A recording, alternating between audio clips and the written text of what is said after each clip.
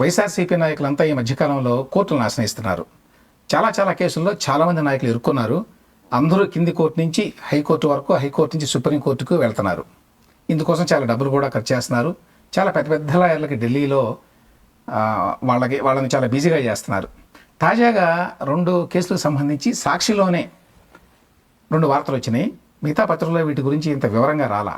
ఇందులో చాలా ఆసక్తికరమైన విషయాలు ఉన్నాయి. మొదటి కేసు ఏమిటంటే రాజ్ కేసిరెడ్డికి సంబంధించింది. మద్యం కుంభకోణంలో ఆయన్ని ఆల్రెడీ అరెస్ట్ చేశారు, అందరికీ తెలుసు. ఆయన అంతకుముందు నాకు నోటీసులు ఇవ్వడానికి వీల్లేదు, నన్ను అరెస్ట్ చేయడానికి వీల్లేదు అని చెప్పి హైకోర్టుకు వెళ్ళాడు. కానీ హైకోర్టు ఆయనకి రిలీఫ్ ఇవ్వలేదు. ఈ నేపథ్యంలో ఇప్పుడు సుప్రీంకోర్టుకు వెళ్ళాడు. ఏమని?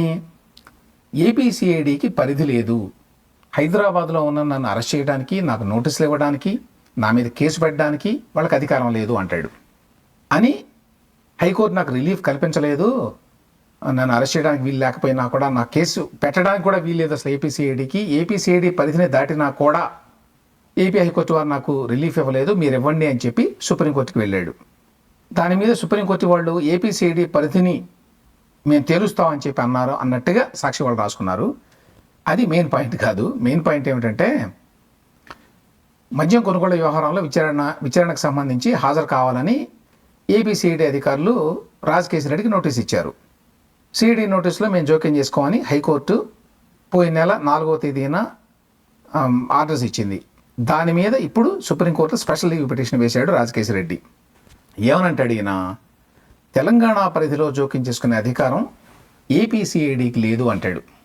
ఈ రాజు గారు హైదరాబాద్లో నివాసం ఉంటాడు, అందువల్ల ఆయనకు నోటీసులు జారీ చేసే పరిధి ఏపీసీఐడికి లేదని వివరించారట.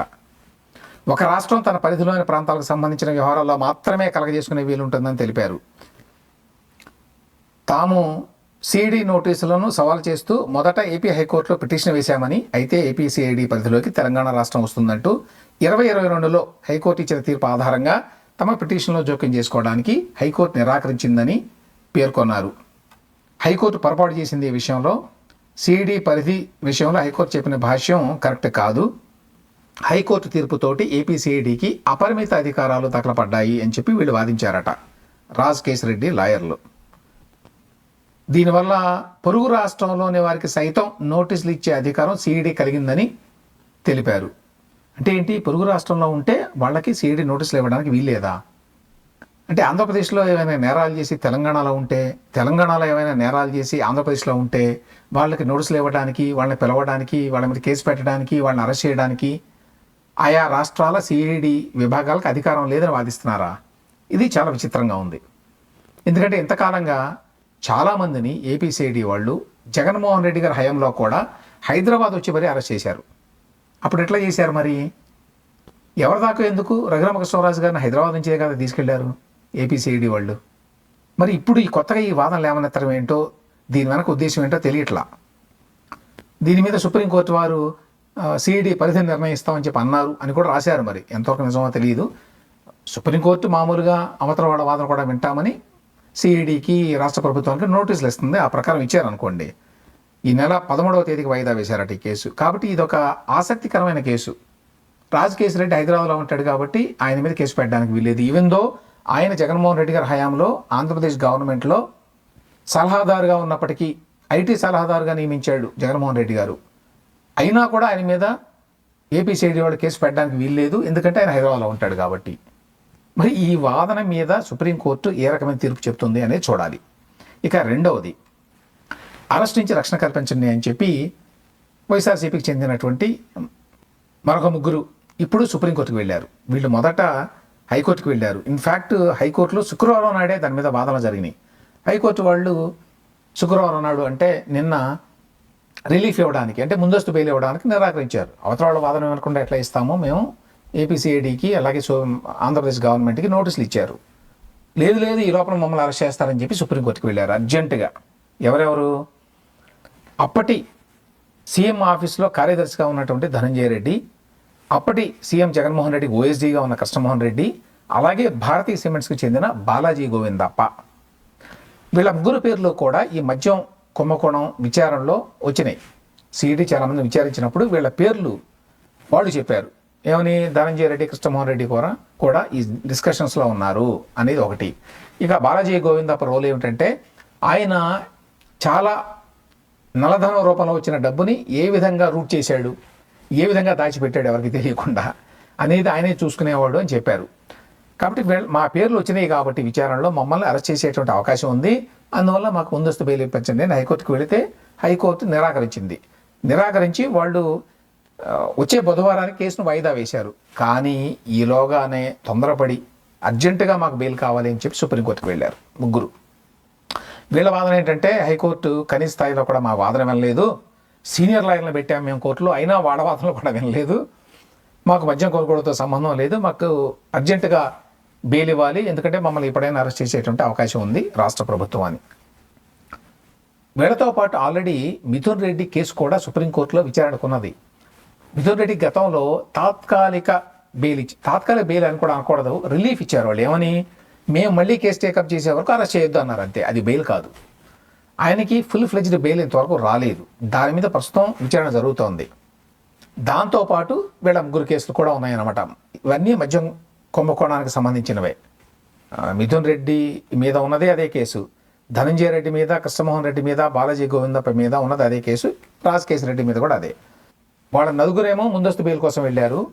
రాజకేశ్ రెడ్డి ఏమో అసలు నేను హైదరాబాద్లో ఉంటాను కాబట్టి నాకు నోటీసులు ఇవ్వడానికి వీల్లేదు ఏపీసీఐడి అనే వాదంతో వెళ్ళాడు. సో వీటి మీద సుప్రీంకోర్టు ఏ రకంగా తీర్పునిస్తుంది అనేది చాలా ఆసక్తికరమైన విషయం. ఏపీసీఐడికి పరిధి లేదు హైదరాబాద్లో అంటే ఇక నుంచి ఏపీలో నేరాలు చేసిన వాళ్ళంతా హైదరాబాద్లో ఉంటారు.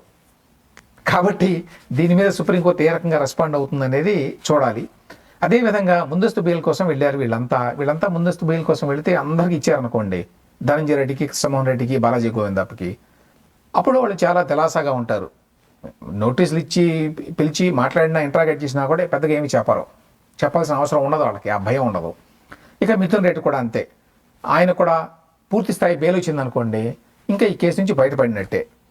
అంటే వీళ్ళ నలుగురికి కనుక సుప్రీంకోర్టు వాళ్ళు ముందస్తు బెయిల్ ఇస్తే ఈ మద్యం కుంభకోణం వ్యవహారంలో విచారణ అంత గట్టిగా ముందుకు సాగేటువంటి అవకాశాలు ఉండవు. లేకపోతే మాత్రం ఖచ్చితంగా వీళ్ళని అరెస్ట్ చేస్తే ధనంజయ రెడ్డి కానీ, కృష్ణమోహన్ రెడ్డి కానీ, బాలాజీ గోవిందప్ప కానీ చాలా విషయాలు బయట పెట్టేటువంటి అవకాశం ఉంది. ఇక చివరిగా ఏమిటంటే చాలామంది లాయర్లు ఇప్పుడు సుప్రీంకోర్టులో వైఎస్ఆర్సీపీ నాయకులకు సంబంధించిన కేసుల్లో చాలా బిజీగా ఉన్నారు. ఇప్పుడు కృష్ణమోహన్ రెడ్డి, ధనంజయ రెడ్డి వీళ్ళే మరి చాలామంది సీనియర్ లాయర్లను పెట్టుకున్నారు. రాజకేశ్ రెడ్డి పెట్టుకున్నాడు, మిథున్ రెడ్డి చాలామందిని పెట్టుకున్నాడు. ఇన్ఫ్యాక్ట్ మిథున్ రెడ్డి కేసు మొన్న విచారణకు వచ్చినప్పుడు ఈ బెయిల్ కోసం సుప్రీంకోర్టు ఏమైనా కామెంట్ చేసిందో తెలుసా? ఒక పక్కన కాశ్మీర్లో పెద్ద ఎత్తున ఈ టెర్రరిస్ట్ దాడులు జరిగితే దానికంటే చాలా ఇంపార్టెంట్ కేసు ఇది అన్నట్టుగా ఉన్నది వ్యవహారం చూస్తే కోర్టులో. అటువైపు ఇటువైపు కూడా పెద్ద పెద్ద సీనియర్ లాయర్లు అందరూ కూడా నిలబడి మాట్లాడుతున్నారు, వాదిస్తున్నారు అని చెప్పి ఆశ్చర్యాన్ని వ్యక్తం చేసింది. ఆ స్థాయిలో పెద్ద లాయర్లను పెట్టారు, వాళ్ళు పెట్టుకున్నారు. ఇటు ఏపీ గవర్నమెంట్ కూడా సీనియర్ లాయర్లను పెట్టింది. ఇప్పుడు ప్రస్తుతం వైఎస్ఆర్సీపీ నాయకులంతా కూడా కోర్టు కేసుల కోసం డబ్బులు ఎక్కువ ఖర్చు పెడుతున్నారు. పెద్ద పెద్ద లాయర్లకి బోల్డ్ అంత డబ్బు ఫీజుల రూపంలో ఇస్తున్నారు. చాలా డబ్బు సంపాదించారు కాబట్టి వాళ్ళకి పెద్ద ఇబ్బంది లేదనుకోండి. ఏమైనప్పటికీ జగన్మోహన్ రెడ్డి సీఎం అయిన తర్వాత నుంచి కూడా ఏపీ నుంచి వచ్చేటువంటి కేసులు చాలా ఎక్కువైనాయి ఢిల్లీలో సుప్రీంకోర్టులో. లాయర్లకు మాత్రం బాగా గిట్టుబాటు అవుతోంది. అప్పటి నుంచి 2019 నుంచి మొదలుకొని అప్పటి నుంచి అది కొనసాగుతోంది. ఏపీ రాజకీయాలకు సంబంధించి ఇప్పుడు సుప్రీంకోర్టు న్యాయమూర్తులకు కూడా ఎంతో కొంత అవగాహన ఏర్పడింది ఈ కేసుల మూలంగా. ఏదేమైనప్పటికీ ఏపీసీఐడి పరిధి గురించి, అదేవిధంగా వీళ్ళందరికీ ముందస్తు బెయిల్ గురించి సుప్రీంకోర్టు ఏ రకమైన నిర్ణయాన్ని వెలువరుస్తుంది అనేది ఇప్పుడు ఆసక్తికరం.